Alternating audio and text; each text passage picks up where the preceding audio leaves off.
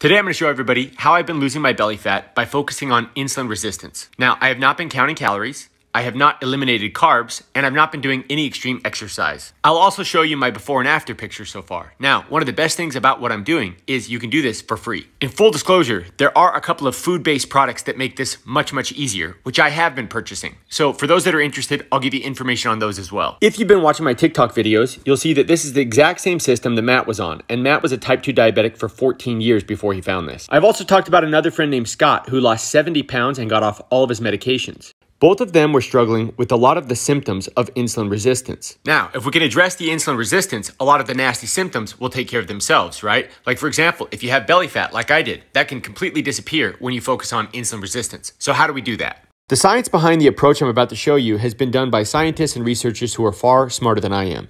I've already done TikTok videos on these, so I'm not going to spend a lot of time on it. If you're interested, you can go look. Thousands of years before we started eating 3 meals a day, 6 meals a day, or snacking all the time, we were fasting and feeding. When we're in the fasting state, we're actually not starving. We're just switching fuel sources. We're using fat for fuel. Most of us have hundreds of thousands of calories of available fat for fuel, and our bodies feel great when they're burning fat. In order to accomplish this, we need to try and keep our glucose and insulin levels low.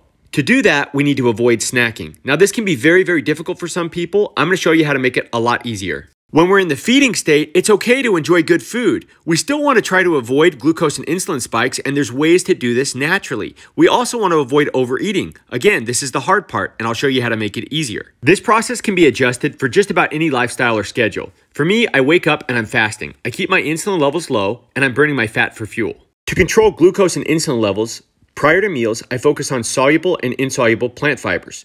I have nice, big, substantial meals that prioritize protein, healthy fat, and of course, fiber. This keeps my insulin levels in check so that I can go back to burning fat as soon as possible. If you've seen my videos, you've seen that I do eat carbs, and that's why it's so important that I get the soluble fiber pre-meal. For dinner, I do the same thing again. Now, while fasting at the beginning of the day and between meals, there is no snacking. Snacking is the enemy. Water is great. So if you want to do this for free, water only, and get lots of fiber, prioritize protein and healthy fat between meals. This can really help you. I do use some products to help me with this. There's a product called Unimate, and by taking the Unimate, I'm able to avoid snacking. It's very sustaining. It's wonderful stuff.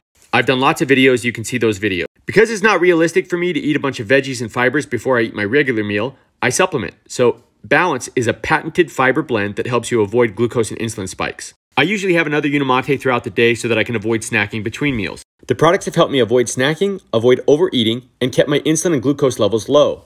It's the best system I'm aware of for insulin resistance, and it's the only one that I know of that's guaranteed.